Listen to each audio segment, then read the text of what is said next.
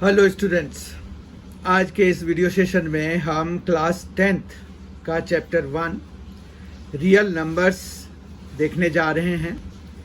इसमें हम जो है रियल नंबर्स का इंट्रोडक्शन और यूक्लिड्स डिवीज़न लेमा देखेंगे। यूक्लिड्स डिवीज़न लेमा पर ही बेस्ड है यूक्लिड्स डिवीज़न एल्गोरिथम, उसको भी देखेंगे। एक्चुअली यूक्लिड डिवीज़न लेमा जो है उसका बड़ा एक्सटेंसिव यूज़ होता है यूक्लिड्स डिवीज़न एल्गोरिथम में, और यूक्लिड्स डिवीज़न एल्गोरिथम जो है वो यूज़ होता है HCF ऑफ 2 नंबर्स या मोर देन 2 नंबर्स को निकालने के लिए। HCF निकालने के लिए हम यूक्लिड्स डिवीज़न लेमा का इस्तेमाल करते हैं। ठीक है, तो इस तरह से आज जो है 10th क्लास का चैप्टर 1, इसकी शुरुआत हम कर रहे हैं रियल नंबर से कर रहे हैं। चैप्टर 1 है रियल नंबर्स NCERT का, और इसमें जो इंट्रोडक्शन के तौर पर अगर हम देखें, जो कि बहुत ही इंटीग्रल पार्ट है किसी भी चैप्टर को जानने के लिए, उसके बारे में जो जानकारी है उसको हासिल करने के लिए हमारे पास जो इंट्रोडक्शन है वो एक बहुत बड़ा सोर्स है। तो उस सोर्स के बारे में अगर हम बात करें तो ये शुरुआत कहाँ से हुई, तो रियल नंबर्स के बारे में अगर हम जानना चाहते हैं तो हमें 9th क्लास में हमने क्या क्या किया है उसकी जानकारी तो है ही हमारे पास। वहाँ पर हमने रैशनल नंबर देखे जो कि रेशियो से बनता है, तो रैशनल नंबर्स देखे, उसके बाद हमने इरेशनल नंबर्स देखे, और जब हमने रैशनल नंबर्स और इरेशनल नंबर्स दोनों को मिलाया तो जो हमें मिला वो हमें क्या मिला, रैशनल नंबर्स और इरेशनल नंबर्स जब दोनों हमने मिलाए, दोनों ग्रुप ऑफ नंबर्स को मिलाए तो हमें यहाँ पर क्या मिले, ये जो आउटकम आया इन दोनों को मिलाने के बाद उसको हम क्या कह देते हैं, रियल नंबर्स कह देते हैं। ठीक है, तो रियल नंबर्स हमने 9th क्लास में ही करना शुरू कर दिया था। एक्चुअली रैशनल नंबर्स और इरेशनल नंबर्स दोनों के ग्रुप को जब हम मिलाते हैं तो हमें जो ग्रुप ऑफ बिगर नंबर, मतलब बिगर ग्रुप ऑफ नंबर्स, क्योंकि उसमें रैशनल नंबर्स के ग्रुप भी है और इरेशनल नंबर्स के भी, इरेशनल नंबर का भी ग्रुप है, तो 2 ग्रुप्स मिलके एक बिगर ग्रुप बना दिया और उस ग्रुप का नाम है रियल नंबर्स। इसको रियल नंबर्स हम इसलिए भी कह सकते हैं क्योंकि ये जो है नंबर लाइन पर रिप्रेजेंट किए जा सकते हैं, तो नंबर लाइन पर हम रिप्रेजेंट कर सकते हैं, इसीलिए ये रियल नंबर हैं। या फिर कहिए कि इसका रियलिटी में कुछ ना कुछ यूसेज है, इसलिए भी इनको हम जो रैशनल नंबर्स हैं और इरेशनल नंबर्स हैं इनको हम रियल नंबर्स कहते हैं। या फिर अभी तक जितने भी नंबर्स हमने किए वो सारे रियल नंबर्स की कैटेगरी में आते हैं, चाहे वो नेचुरल नंबर हो, चाहे वो होल नंबर्स हों, चाहे वो इंटीजर्स हों, चाहे रैशनल नंबर्स हों और इरेशनल नंबर्स हों, ये सारे ही रियल नंबर्स की कैटेगरी में आते हैं क्योंकि they can be represented on a number line. तो हमारे पास जो है रियल नंबर्स का अगर इंट्रोडक्शन देखें तो वो यही है कि it includes group of numbers which are rational numbers और इरेशनल नंबर्स। रैशनल नंबर्स और इरेशनल नंबर्स दोनों ही के ग्रुप में जो भी नंबर्स आते हैं तो उनको हम क्या, रियल नंबर्स की कैटेगरी में रखते हैं। ठीक है, तो रियल नंबर्स में जो हमें बेसिकली करना है उसमें जो मुख्य चीजें हैं वो हमें ये करने हैं कि हम जैसे यूक्लिड्स डिवीजन लेमा करेंगे। यूक्लिड्स डिवीजन लेमा यहाँ पर थोड़ा सा एक अनडिफाइंड टर्म है, या कहिए कि लेमा आपने इससे पहले नहीं देखा है या फिर अगर देखा भी है ध्यान नहीं है, तो लेमा बेसिकली एक छोटा प्रोपोजिशन होता है या एक फैक्ट होता है, लेकिन ये प्रूवन फैक्ट होता है, प्रूव्ड फैक्ट होता है, जिसको कि हम बड़े थ्योरम को प्रूव करने के लिए यूज करते हैं। तो ये प्रूव्ड फैक्ट्स को हम लेमा नाम देते हैं, ठीक है। लेकिन ये छोटे होते हैं, जैसे यूक्लिड्स डिवीजन लेमा छोटा है। तो हम यूक्लिड डिवीजन लेमा के बारे में थोड़ी सी जानकारी हासिल कर लेते हैं। तो what does Euclid's division lemma mean? Actually अगर आप कोई भी नंबर लेते हैं, अगर आप कोई भी नंबर लेंगे तो आपके पास दो नंबर्स लीजिए, उनमें से जो छोटा वाला है उससे बड़े वाले को डिवाइड करिए। जैसे हमने मान रखिए कि एक लिया 4 और दूसरा लिया 7, ठीक है। तो हम जब 4 से 7 को डिवाइड कराएंगे तो ये 1 टाइम में डिवाइडेड होगा। तो यहाँ पर क्या आ रहा है? 3 आ रहा है। तो इसको हम क्या कहते हैं? रिमाइंडर कहते हैं, ठीक है। ये क्या है? ये डिवाइजर है, ठीक है। और यहां पर ये जो है ये क्या है? कोशेंट है। और ये क्या है? ये डिविडेंड है, ठीक है। तो इस तरह से अगर देखें तो हमारे पास यहां पर 4 कंस्टिट्यूएंट्स हैं इसके। जब भी आप दो नंबर्स लेते हैं और छोटे वाले नंबर से बड़े वाले को डिवाइड कराते हैं तो आपके पास ये सारी चीजें, मतलब जो 4 चीजें हैं वो वहां पर प्रेजेंट होते हैं।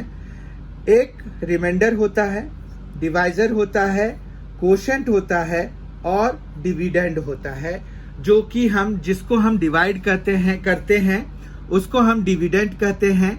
उसके बाद जो में यहाँ पर रिमाइंडर मतलब बचा हुआ मिलता है उसको हम रिमाइंडर कह देते हैं, डिविडेंड है। कोशेंट जितनी बारी टेबल में हमें डिवाइजर को रीड आउट कर सकते हैं, जितनी बारी हम मल्टीप्लाई कर सकते हैं मैक्सिमम नंबर ऑफ टाइम्स, तो वो हमारा कोशेंट बनता है, ठीक है।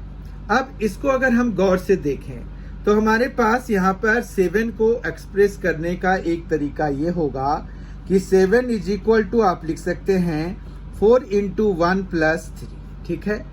तो यहाँ पर अगर हम 7 को B और 4 को A मान लें तो यहाँ पर हमारा B यहाँ पर है और A हमारा यहाँ पर है, ठीक है। और साथ में इसको हम अगर Q ले लें और रिमाइंडर को हम R से डिनोट करा दें तो हम B is equal to AQ + R लिख सकते हैं, ठीक है। अब अगर आप देखें तो यही जो है यूक्लिड्स डिवीजन लेमा है कि अगर किसी भी दो नंबर्स में से किसी एक नंबर को दूसरे नंबर से हम डिवाइड कराते हैं, या इन अदर वर्ड्स जब डिवीजन की बात आती है तो कोई भी नंबर दूसरे टर्म में हम इस तरह से लिख सकते हैं, प्रोवाइडेड कि जो यहाँ पर A है वो B से छोटा होना चाहिए। तो मतलब ये देखिए ये कहाँ से आया, यूक्लिड्स डिवीजन लेमा कैसे बना, ये आपको पता चल गया होगा। अब अगर हम इसके कॉन्स्टिट्यूएंट की बात करें तो हमारे पास एक तो ये कॉन्स्टिट्यूएंट बना, एक कंडीशन बना कि B जो है A से बड़ा होना चाहिए, तभी हम B को लिखेंगे। अगर A B से बड़ा होगा तो यहाँ पर B आ जाएगा, यहाँ पर A आ जाएगा, पर हम ध्यान रख लेंगे कि भाई B A से बड़ा है। फिर अगर आप देखें तो क्या रिमाइंडर जो है हमारा, रिमाइंडर जो है वो कितना हो सकता है? 0 हो सकता है, और ज्यादा से ज्यादा वो कितना हो सकता है? तो जो डिवाइजर है, डिवाइजर हमारा क्या है? यहाँ पर A है, तो A से ये हमेशा छोटा ही होगा, कम से कम 1 का डिफरेंस रहेगा, ठीक है। समझ में आई बात? तो इस तरह से यूक्लिड्स डिवीजन लेमा में हमारे पास ये होता है कि कोई भी नंबर है वो दूसरे नंबर में इनटू कोई भी इंटीजर की फॉर्म में, इंटीजर के टर्म में, या कहिए कि होल नंबर के, या कहिए कि नेचुरल नंबर के फॉर्म में लिख सकते हैं। प्लस रिमाइंडर होता है और रिमाइंडर की मिनिमम वैल्यू 0 हो सकती है और मैक्सिमम वैल्यू डिवाइजर के बराबर हो सकता है, ठीक है। तो यही यूक्लिड्स डिवीजन लेमा है, और इसका यूज जो है हम करते हैं यूक्लिड्स डिवीजन एल्गोरिथम में, और जिसका कि डायरेक्ट यूसेज होता है to get the HCF of two numbers. ठीक है, तो ये प्रोसेस जो है, ये जो यूक्लिड्स डिवीजन लेमा है, इसका रिपीटेड यूज करते हैं हम यूक्लिड्स डिवीजन एल्गोरिथम में। तो आइए हम देखते हैं कि यूक्लिड्स डिवीजन लेमा का यूज हम यूक्लिड्स डिवीजन एल्गोरिथम में यूज करके किस तरह से HCF ऑफ टू नंबर्स निकालते हैं। आइए अब यूक्लिड्स डिवीजन लेमा को हम फॉर्मली डिफाइन करते हैं कि इसमें क्या क्या चीजें होती हैं। सबसे पहली बात, given positive integers a and b, यहाँ पर हमारे पास given positive integers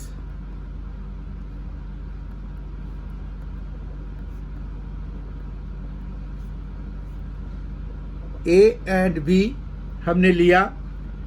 there exist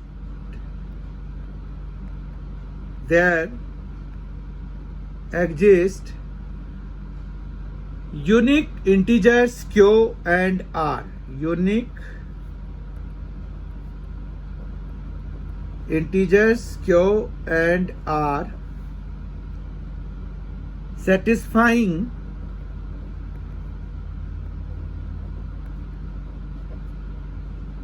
a is equal to bq plus c। ठीक है, यहाँ पर b को हमने बढ़ा लिया था a से, यहाँ पर a और b हमने लिया, जिसमें कि हमने ये एज्यूम किया कि a जो है b से बड़ा है, यानी कि b को हमने यहाँ पर डिवाइजर माना हुआ है। और यहाँ पर जो है 0, ये जो अगर हम r ले लेते हैं इसको, तो ये जो है रियल नंबर, ये जो है हमारा रिमाइंडर बनेगा। तो a is equal to b q plus r, और ये 0 से बड़ा या उसके बराबर होगा, और जो डिवाइजर है मतलब b उसके बराबर होगा। देखिए ये सिमिलर टू दिस है, given positive integers a and b, there exist unique integers q and r, दो यूनिक इंटीजर्स एग्जिस्ट करते हैं satisfying a is equal to b q plus r, 0 less than equal to r less than b।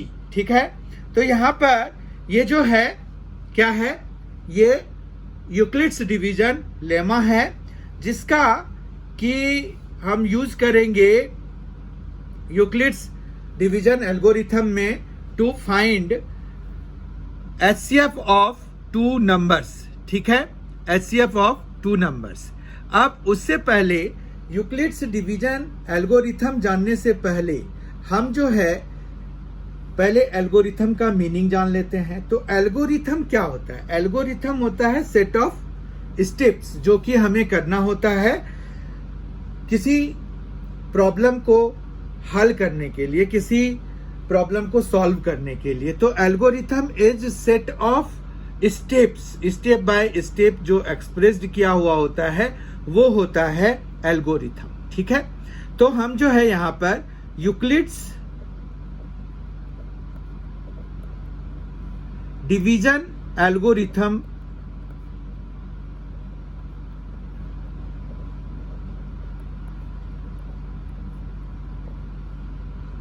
ये हम अब देखेंगे। Algorithm क्या है? तो स्टेप बाय स्टेप किसी चीज को ऑब्टेन करने का, किसी चीज को सॉल्व करने का, किसी प्रॉब्लम को अटेम्प्ट करने का तरीका होता है। तो इसमें अभी जैसे बताया आपको स्टेप्स का कलेक्शन होता है ये।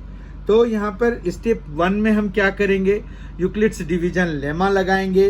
तो यहाँ पर आपको बताया गया था कि यूक्लिड्स डिवीजन एल्गोरिथम के लिए हम क्या करते हैं? We apply Euclid's division lemma. ठीक है, और यूक्लिड्स डिवीजन लेमा क्या है ये हमें पता है, अभी हमने ये डिस्कस किया है। तो यूक्लिड्स डिवीजन लेमा हम अप्लाई करेंगे पहले। उसके बाद जो है हम यहाँ पर जो भी नंबर्स होंगे, दो जो भी नंबर्स हम लेंगे उनको हम एक्सप्रेस करा देंगे। मान रखिए कि हमने अभी जो नंबर लिए हैं वो C और D हैं, तो हम जो है टू C एंड D हमने नंबर्स लिए, ठीक है, और फिर हमने Q और R के टर्म में उसको ऑब्टेन किया। तो यहाँ पर C एंड D ये ले लेते हैं, ठीक है, C एंड D ले लिया। तो apply Euclid's division lemma to C and D। यहाँ पर C एंड D में ये एज्यूम कर लेते हैं हम with C greater than D, मतलब हम ये भी एज्यूम कर लेते हैं कि C जो है D से बड़ा है। तो यहाँ पर जो है हम वी फाइंड एक, जब यूक्लिड्स डिवीजन लेमा लगाएंगे तो हमें जो है यहाँ पर क्या मिलेगा, C is equal to d q plus r मिलेगा, ठीक है। और यहाँ पर R का क्या रहेगा, तो 0 less than equal to R less than D। D से ये हमेशा कम होगा और कम से कम होके ये 0 के बराबर हो सकता है, ठीक है। अब अगर हमारे पास यहाँ पर स्टेप 2 में जो है हमें चेक करना है, क्या चेक करना है कि अगर if R is equal to 0 है, ठीक है, रिमाइंडर अगर 0 हो गया तो D जो है इज HCF ऑफ, तो D is the HCF of C and D, ठीक है। लेकिन अगर नहीं है तो क्या होगा, if R is not equal to 0, तब क्या होगा, अप्लाई करेंगे हम फिर से division lemma to D and R। अब हमारा C खत्म हो जाएगा और D और R पर हम जो है फिर डिवीजन लेमा लगाएंगे। तो यहां पर if R is not equal to 0, apply Euclid's division lemma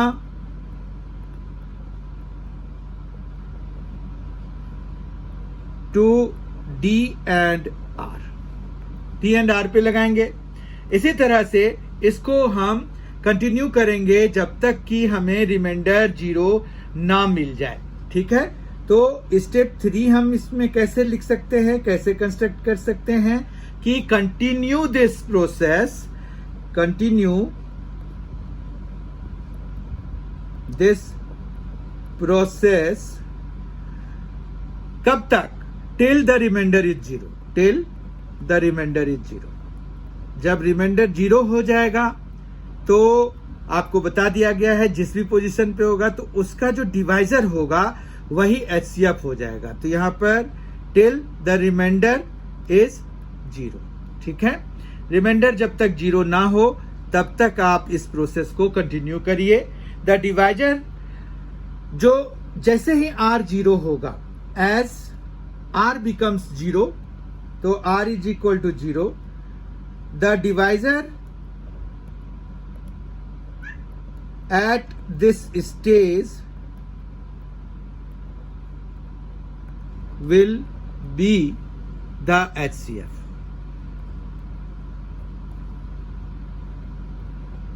ठीक है, तो HCF निकालने के लिए हम यूक्लिड्स डिवीजन एल्गोरिथम का यूज करते हैं।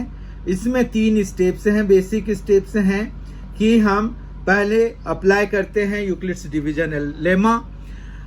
जो 2 नंबर्स हैं हमारे पास, उनमें से जो बड़ा है और जो छोटा है उसके हिसाब से उसको ऊपर बिठा करके कि भाई कौन को बड़ा है, छोटे वाले से बड़े वाले में डिवीजन करते हैं, कोशेंट और रिमाइंडर ऑब्टेन करते हैं। रिमाइंडर अगर 0 हो गया तो D जो डिवाइजर है इस स्टेप में वो हमारा HCF हो जाता है।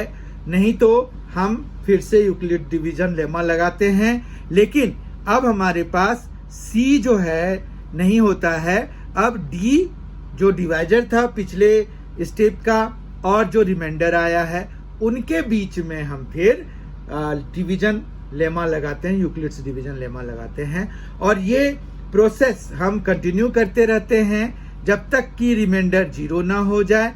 जैसे ही रिमाइंडर 0 हो जाता है तो जो डिवाइजर होता है उस स्टेज पर वो हमारा HCF हो जाता है। ठीक है, तो इस तरह से हमने आज जो है ये सीखा कि यूक्लिड्स डिवीजन लेमा क्या है, लेमा का मीनिंग क्या है, एल्गोरिथम का मीनिंग क्या है, यूक्लिड्स डिवीजन लेमा का यूज यूक्लिड्स डिवीजन एल्गोरिथम में कैसे करते हैं, और यूक्लिड्स डिवीजन एल्गोरिथम का क्या यूज है।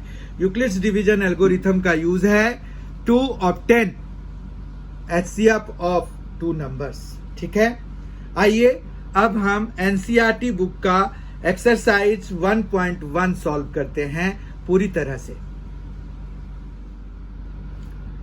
एनसीईआरटी बुक का एक्सरसाइज 1.1 देखते हैं हम। इसमें पहला क्वेश्चन है, use Euclid's division algorithm to find the HCF of. हमें यहां पर 3 पार्ट्स हैं इसके। फर्स्ट पार्ट में है 135 एंड 225, सेकेंड पार्ट में है 196 एंड 38220, थर्ड पार्ट में है 867 एंड 255। तो हमें जो है क्या करना है, हमें देखना है HCF निकालना है। किसको यूज करके, यूक्लिड्स डिवीजन एल्गोरिथम को यूज करके। बहुत ध्यान से देखिए, यूक्लिड्स डिवीजन एल्गोरिथम हमें यहां पर यूज करना है to find HCF of 135 and 225, 196 and 38,220, 867 and 255। पहले हम इसका फर्स्ट पार्ट देखते हैं। तो यहाँ पर फर्स्ट पार्ट का हम सॉल्यूशन लिखते हैं। यहाँ पर 135 है, ये छोटा है 225 से, तो हम जो है 135 से 225 को डिवाइड कराएंगे।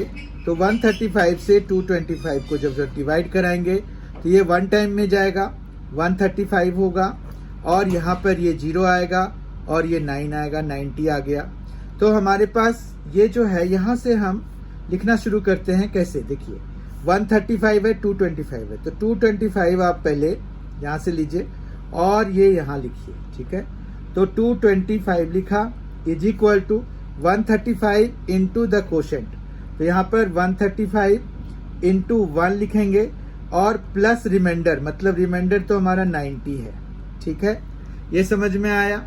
फिर अब क्या था, अब ये था कि यहाँ पर 135 आ जाएगा और यहाँ पर हमारा 90 आ जाएगा, क्योंकि 135 और 90 का अब हमें 135 और 90 पर हमें यूक्लिड्स डिवीजन लेमा लगाना है। ठीक है, तो 90 आएगा। अब इसका मतलब ये हुआ कि हमें 90 को डिवाइजर बनाना है और 135 को डिविडेंड। तो हम यहाँ पर ले आते हैं 135 को उठा के।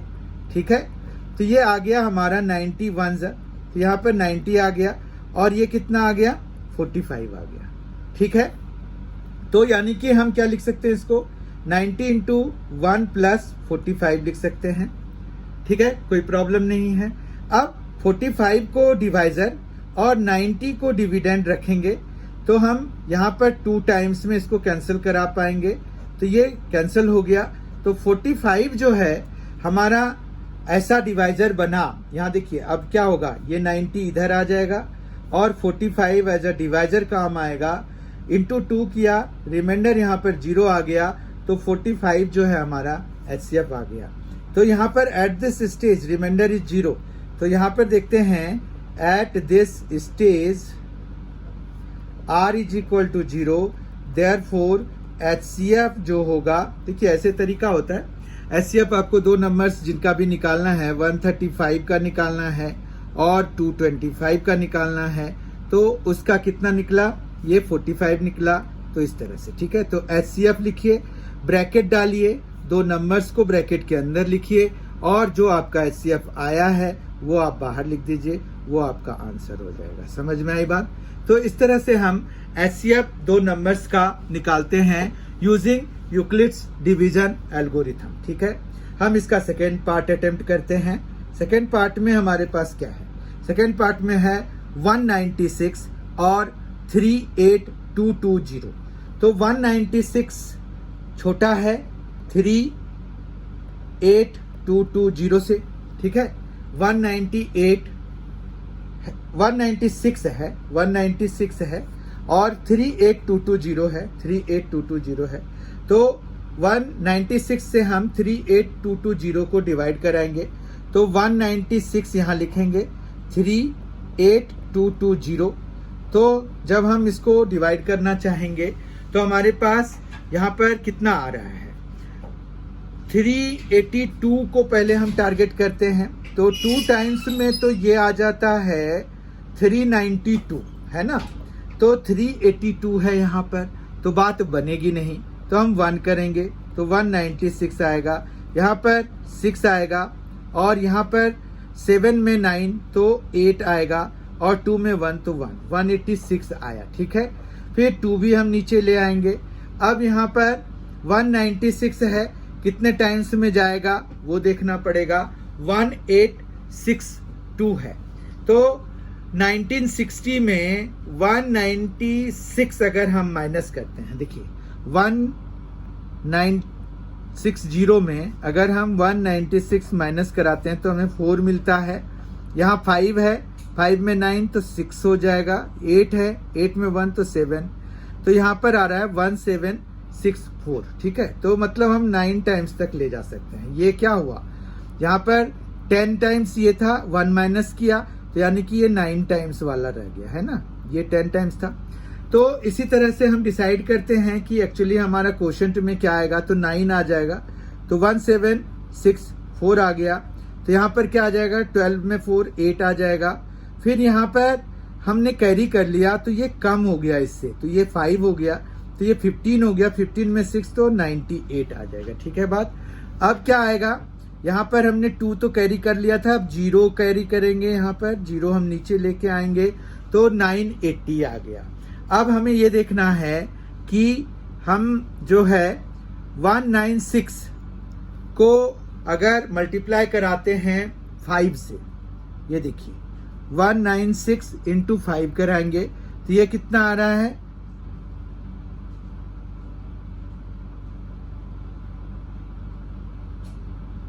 ये इतना ही आ रहा है। मतलब आपका ये जो है 5 टाइम्स में पूरी तरह से कैंसिल हो जा रहा है। तो इसका मतलब ये हुआ कि आप जो है 38220 है, जैसे 38220 को 196 इंटू 195 प्लस 0 लिख सकते हैं। अब यहाँ पर रिमाइंडर 0 हो गया, तो जो डिवाइजर है इस बारी का वही हमारा क्या बन जाएगा, HCF बन जाएगा। तो यहाँ पर since R is equal to 0, therefore HCF of 196 and 38220 is equal to कितना हो जाएगा, 196 हो जाएगा। समझ में आई बात। तो इस तरह से 196 और 38220 का जो LCM है, HCF है, HCF हाईएस्ट कॉमन फैक्टर है, HCF है वो 196 है, ठीक है। अब हम अगर थर्ड पार्ट देखें तो थर्ड पार्ट आप NCERT बुक खोल सकते हैं। आप NCERT बुक खोल के एक्सरसाइज 1.1 पे आइए, वहां पर आप जो है जब क्वेश्चन नंबर 1 का थर्ड पार्ट देखेंगे, थर्ड पार्ट देखिए, उसमें हमें HCF निकालना है 867 एंड 255 का। तो यहाँ पर 255 जो है वो छोटा है 867 से, तो हमें 255 से 867 को डिवाइड कराना है। तो 255 और 867 हमने डिवाइड किया तो ये 3 टाइम्स में जा सकता है। तो हम देखते हैं 3 5 15 हो गया, 1 3 5 15 प्लस 1 16 हो गया, 3 2 6 प्लस 1 7 हो गया। तो ये जो है 765 आया। अब जो है यहाँ पर 2, फिर यहाँ पर 0 और यहाँ पर 1 आएगा। अब यानी कि हम 867 को क्या लिख पाएंगे, 255 की टर्म में 255 इंटू 3 प्लस 102। अब जो है 255 को लिखने की बारी है 102 की टर्म में। देखिए 255 यहाँ आ जाएगा और 102 यहाँ आ जाएगा। अब हम देखते हैं तो मतलब 102 को हमने क्या बना दिया, डिवाइजर बना दिया। 255 हमारा डिविडेंड है, 2 टाइम्स में कराएंगे तो 204 आ जाएगा। 204 आएगा तो यहाँ पर 1 आएगा और यहाँ पर 5 आएगा, तो 51 हो गया। यानी कि हम इसको 2 और यहाँ पर 51 लिख सकते हैं। फिर हमारा 102 यहाँ आ जाएगा, इस तरह से चलेगा, और फिर 51 यहाँ आ जाएगा इक्वल टू के बाद 51 आ गया। तो 51 से 102 जो है 2 टाइम्स में कैंसिल हो जाता है, तो 102 आ गया। और यहाँ पर हमें रिमाइंडर कितना मिल गया, 0 मिल गया। तो हम इसको 51 इंटू 2 प्लस 0 लिख सकते हैं। तो यहाँ पर हम लिखेंगे since r is equal to 0 therefore HCF highest common factor of 8, 6, 7 और 255 जो है वो किसके बराबर हो जाएगा, तो वो हो जाएगा 51 के बराबर, जो इस स्टेप में डिवाइजर था। तो इस तरह से हमने एक्सरसाइज एनसीईआरटी एक्सरसाइज 1.1 का क्वेश्चन 1 के तीनों पार्ट्स किए अभी। अब हम दूसरे क्वेश्चन पर मूव करते हैं। अब क्वेश्चन नंबर 2 देखते हैं। क्वेश्चन नंबर 2 है, show that any positive odd integer is of the form 6q plus 1 और 6q plus 3 और 6q plus 5 where q is some integer. देखिए, इसको सॉल्व करना है तो सबसे पहली बात ये क्या कह रहे हैं, ऑड इंटीजर के बारे में बात कर रहे हैं। तो हम जो है जनरली लेते हैं कि कोई भी एक इंटीजर ले लेते हैं, ठीक है। तो let m be an integer. तो m को हमने एक इंटीजर ले लिया। when divided by 6, when divided by 6, it can be written as, it can be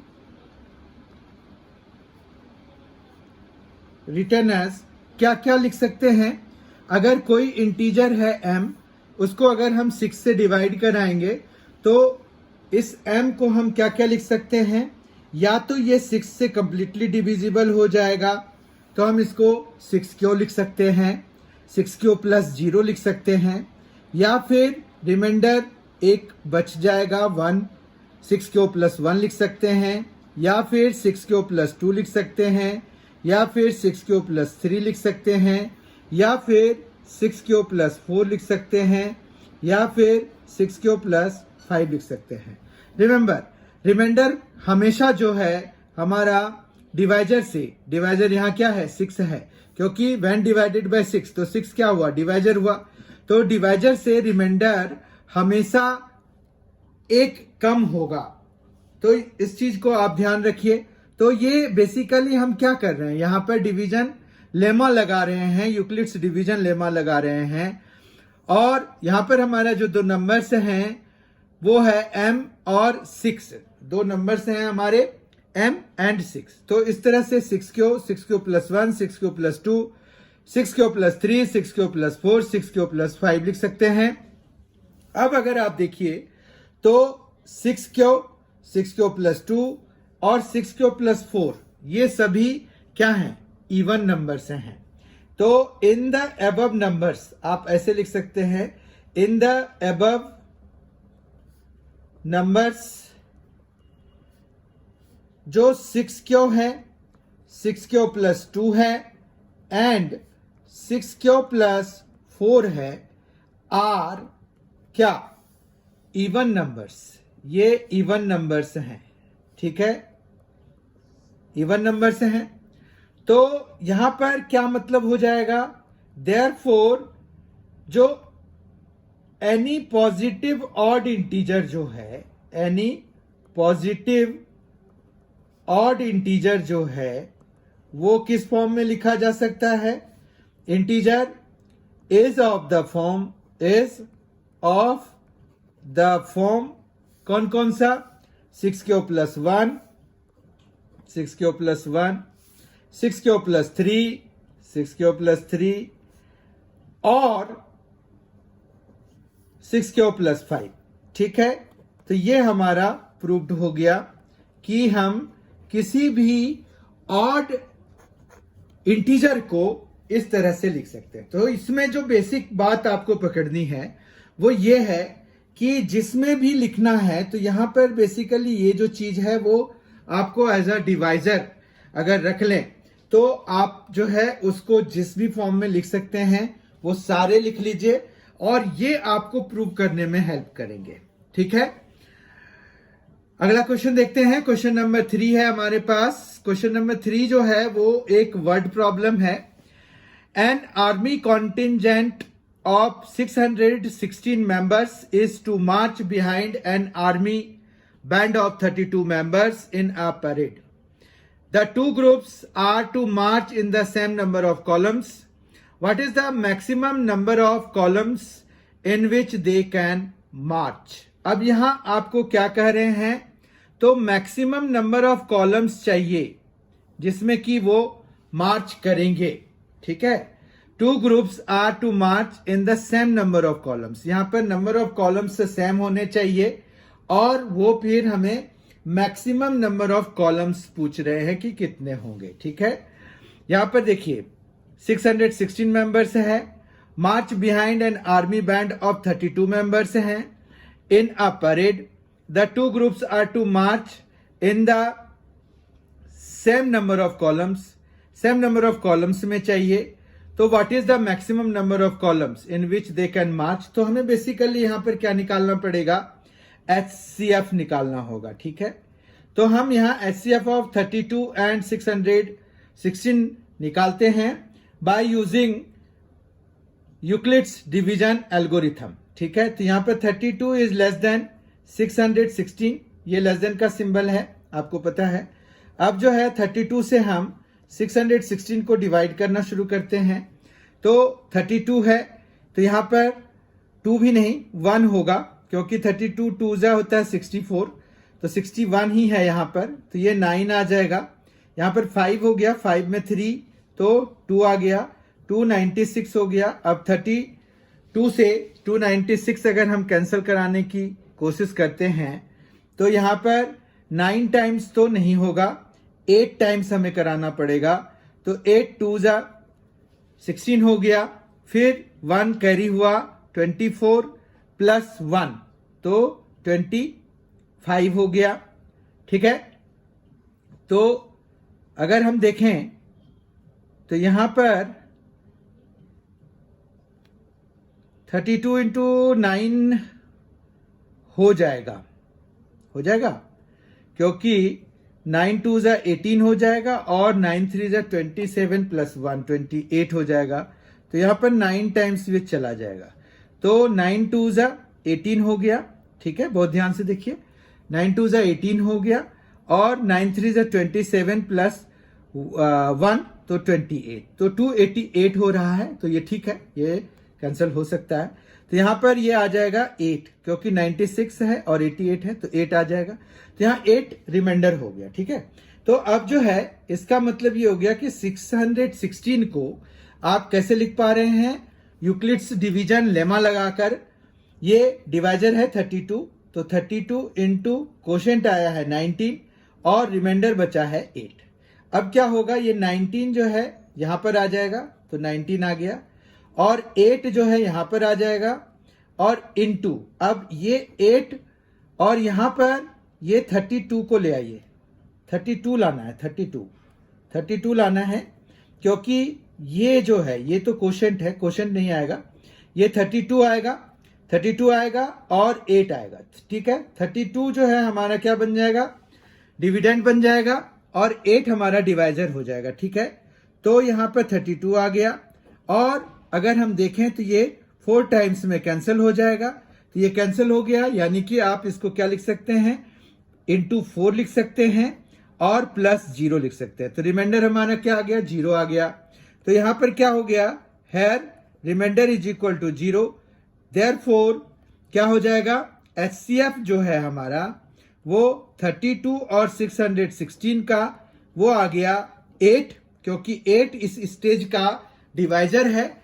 तो जो हमारा आंसर है, what is the maximum number of columns in which they can march, तो they can march in 8 number of columns which is the maximum at most. ठीक है, तो हमारा ये आंसर हो जाएगा 8। तो देयरफॉर यहां पर है कि दे can march in 8 columns maximum. ठीक है, मैक्सिमम भी लिख देंगे तो हमारे आंसर पर थोड़ा सा ज्यादा जोर पड़ेगा। तो they can march in 8 columns maximum, यही हमारा आंसर हो जाएगा। ठीक है, आइए अब अगला क्वेश्चन देखते हैं, क्वेश्चन नंबर 4। क्वेश्चन नंबर 4 देखते हैं, use Euclid's division lemma to show that the square of any positive integer is either of the form 3m और 3m+1 for some integer m। यहां पर उन्होंने हिंट भी दिया हुआ है एनसीईआरटी में, let x be any positive integer then it is of the form 3q, 3q+1, 3q+2। Now square each of them and show that they can be rewritten in the form of 3m और 3m+1। ठीक है, तो हम इसी hint के हिसाब से चलें या फिर अपने हिसाब से भी चलें तो भी हमें जो है करना यही पड़ेगा जो उन्होंने हिंट के फॉर्म में दिया हुआ है। यहां पर हमें क्या शो करना है, यूक्लिड्स डिवीजन लेमा लगाकर शो करना है कि square of any positive integer जो है वो या तो 3m या 3m+1 की फॉर्म में लिखा जा सकता है। ठीक है, square of any positive number. तो यहां पर हम क्या करेंगे, let m be an integer ले लेते हैं, जैसे हमने लास्ट जो प्रीवियस मतलब क्वेश्चन नंबर 2 में जो हमने लिया था उसी तरह से हम यहां पर करेंगे। Let m be an integer when divided bye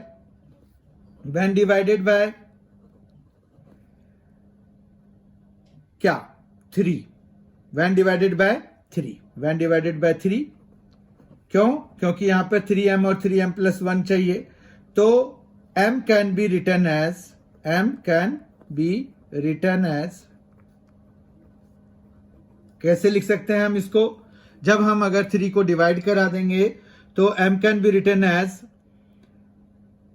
3q, क्योंकि 3 से डिवाइड करा रहे हैं तो m को हम या तो 3q लिखेंगे, जब रिमाइंडर 0 बचेगा यानी कि जब ये कंप्लीटली डिविजिबल हो जाएगा 3 से तो हम इसको 3q लिख सकते हैं, या फिर 3q+1 लिख सकते हैं, या फिर 3q+2 लिख सकते हैं। ठीक है, नाउ हमें जो है स्क्वायर करना है, तो यहां पर m² is equal to 3q का स्क्वायर हम लिख सकते हैं, जो कि ये हो जाएगा 9q²। ठीक है, अब इसको जो है हम 3 × 3q² लिख सकते हैं और फिर हम इसको फर्दर 3m लिख सकते हैं, where m is equal to 3q², यानी कि हमने इसको 3q² को m लिख दिया।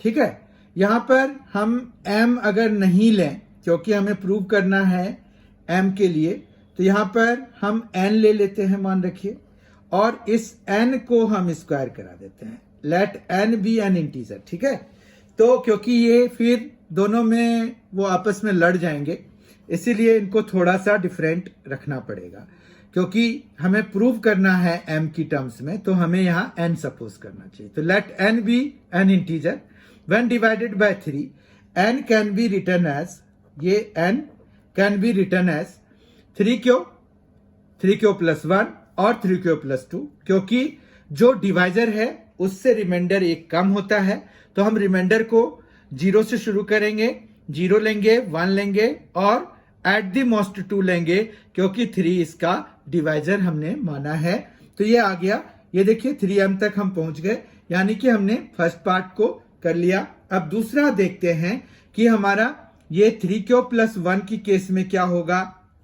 Also n² is equal to 3q+1 का जब हम स्क्वायर कराएंगे तो यह आ जाएगा 9q² प्लस 6q+1।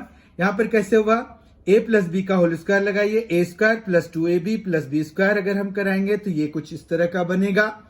अब यहां पर देखिए कि अगर हम 3 कॉमन ले लें इन दोनों में से, तो हमारे पास यहां पर 3q², क्योंकि 9q² है तो 3 कॉमन ले लिया तो 3q² बचेगा, जबकि यहां पर 2q बचेगा और +1 is there.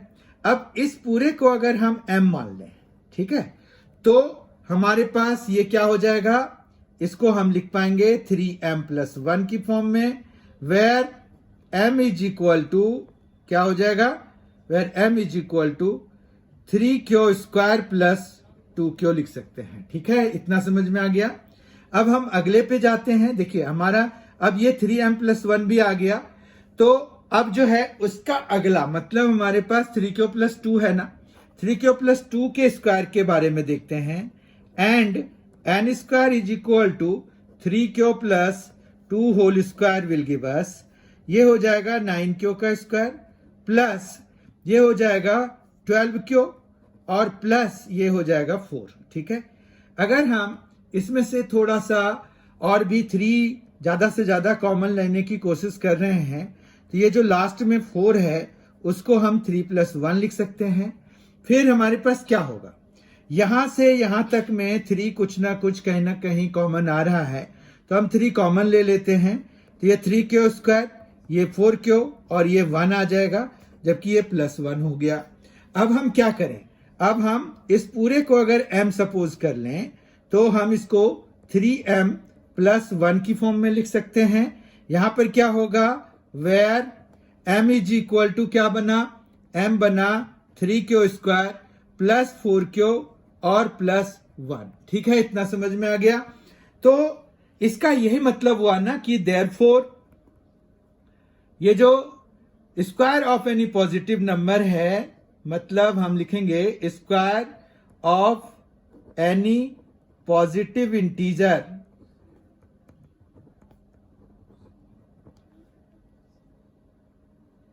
is either of the form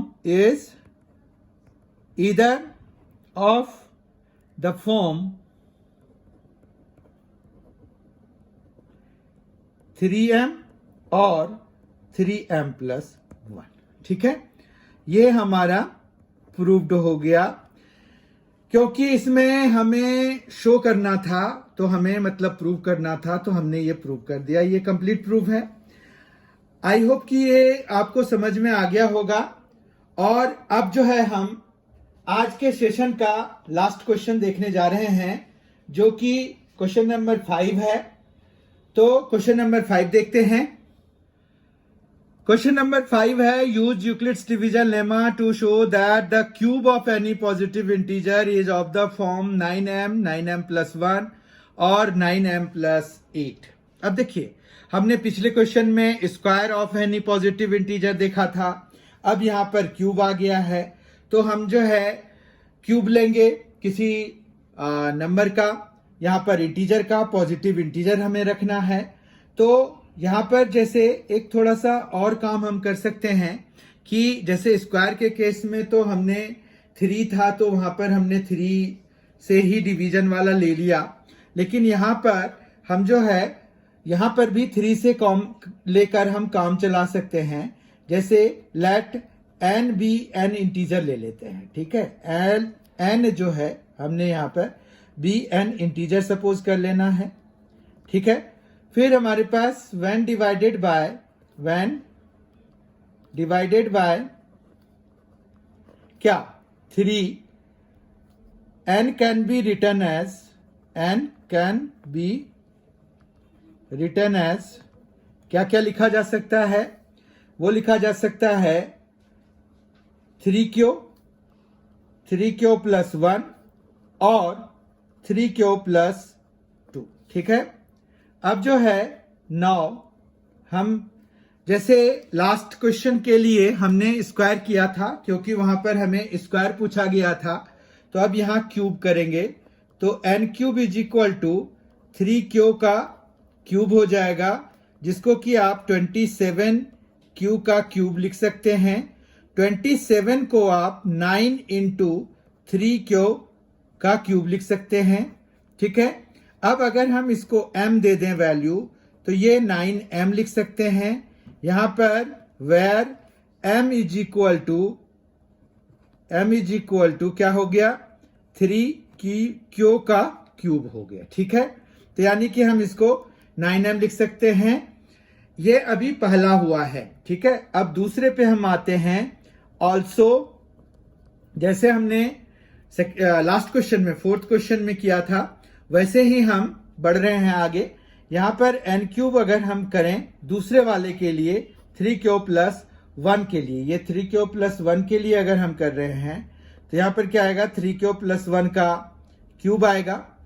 अब जो है ये a प्लस बी का होल क्यूब यहां पर हम लगाएंगे तो ये होता है a cube plus b cube plus 3a b into a plus b. ठीक है, इतना समझ में आ गया। तो ये हो गया a cube plus b cube plus 3ab into a plus B.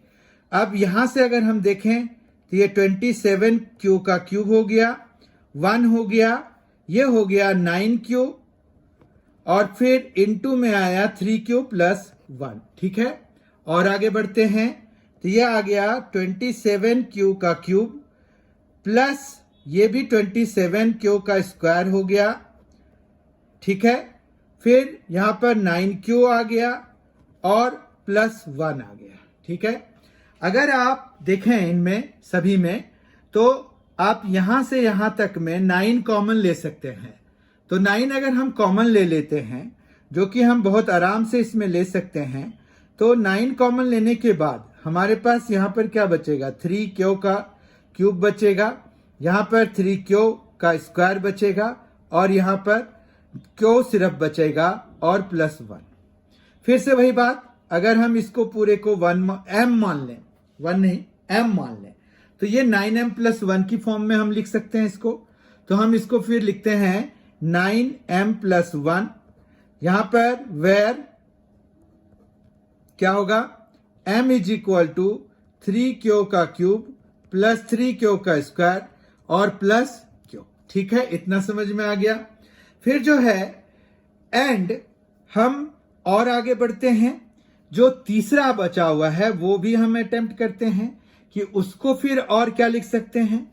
तो यहां पर 3 क्यू प्लस 2 है n को हम क्या क्या लिख सकते थे, 3 क्यू लिख सकते थे, 3 क्यू प्लस 1 लिख सकते थे, 3 क्यू प्लस 2 लिख सकते थे। फिर इनके क्यूब को हम दिखाना चाह रहे हैं कि वो 9m प्लस 1 या 9m प्लस 8 की फॉर्म में लिखे जा सकते हैं। तो हम यहां पर ये a प्लस बी का होल क्यूब लगा रहे हैं, a cube plus b cube plus 3ab a plus b. ठीक है, इतना समझ में आया। अब जो है ये 27 क्यू का क्यूब हो गया, ये 8 आ गया, ये आ गया 18 और 3 क्यू प्लस 2। ठीक है, इतना समझ में आया।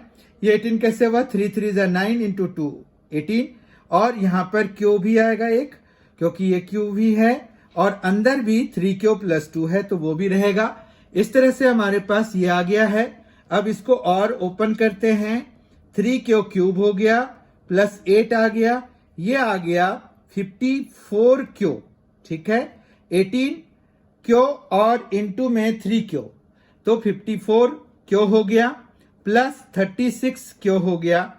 इस तरह से अगर हम देखें तो हमारे पास यहां पर आ रहा है 27 क्यू का क्यूब, फिर 54 क्यू, फिर 36 क्यू और प्लस में 8। ठीक है, उसके बाद जो है हम यहां पर कॉमन क्या ले सकते हैं। एक्चुअली कॉमन लेने का छोड़िए, हमें लेना क्या है, 9 लेना है, क्योंकि 9m प्लस 8 की फॉर्म में हमें इसको एक्सप्रेस कराना है। तो 9 हमने अगर कॉमन लिया, जो कि हम यहां से यहां तक बड़े कंफर्टेबली ले सकते हैं, तो 9 कॉमन ले लेते हैं। 3 क्यू का क्यूब बचेगा, फिर 6 क्यू बचेगा, फिर यहां पर 4 क्यू बचेगा और ये यहां पर स्क्वायर है, यहां पर स्क्वायर है तो यहां 6 क्यू का स्क्वायर होगा, जबकि यहां 4 क्यू होगा सिर्फ और प्लस 8 हो गया। अब फिर पुराने की तरह अगर हम इसको m मान लें तो ये क्या लिख सकते हैं, हम 9m प्लस 8 की फॉर्म में लिख सकते हैं, where m is equal to क्या लिख सकते हैं, 3 क्यू का क्यूब प्लस 6 क्यू का स्क्वायर प्लस 4 क्यू। ठीक है, इतना समझ में आ गया। इस तरह से क्या हुआ, इसका मतलब ये हुआ कि हम क्यूब ऑफ, तो therefore cube of any positive integer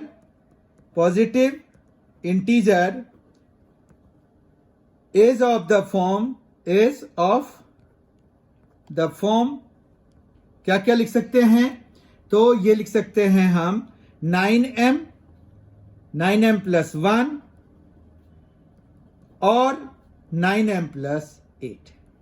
तो अभी हमने देखा कि किस तरह से हम 9m+1 और 9m+8 की फॉर्म में किसी भी पॉजिटिव इंटीजर के क्यूब को लिख सकते हैं।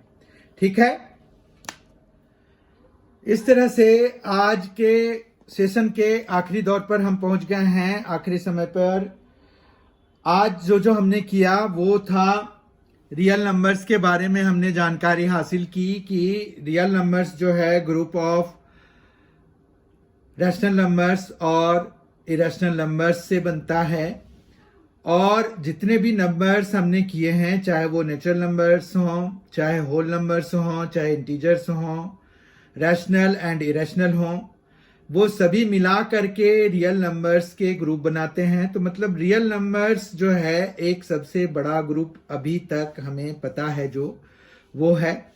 उसके बाद हमने यूक्लिड्स डिवीजन लेमा सीखा, यूक्लिड डिवीजन लेमा, और फिर लेमा क्या होता है वो हमने देखा। लेमा जो है बहुत स्मॉल प्रोपोजिशन होता है, स्मॉल थ्योरम होता है, लेकिन ये प्रूव्ड थ्योरम होता है और ये डायरेक्टली फैक्ट पर बेस्ड होते हैं। तो ये लेमा इसलिए इसका नाम है।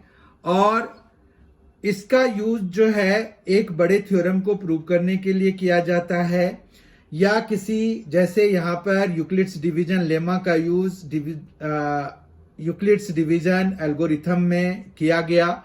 और यूक्लिड्स डिवीजन एल्गोरिथम का यूज हम कहाँ करते हैं? तो यूक्लिड्स डिवीजन एल्गोरिथम का यूज हम करते हैं to find HCF of two positive integers. दो पॉजिटिव इंटीजर्स के HCF को निकालने के लिए हम करते हैं उसका यूज। इसके बाद हमने एक्सरसाइज 1.1 NCERT का सॉल्व किया पूरी तरह से। उसमें 5 क्वेश्चंस थे, पांचों क्वेश्चंस को हमने बहुत ही डिटेल्स में सॉल्व किया, डिटेलिंग के साथ सॉल्व किया। आई होप आपको उन सभी के एक्सप्लेनेशन समझ में आ गए होंगे। बहुत ही जल्द मैं इसके अगले टॉपिक के साथ फिर मिलूंगा। तब तक के लिए thank you so much, thank you so much for being with us, thanks a lot, enjoy yourself.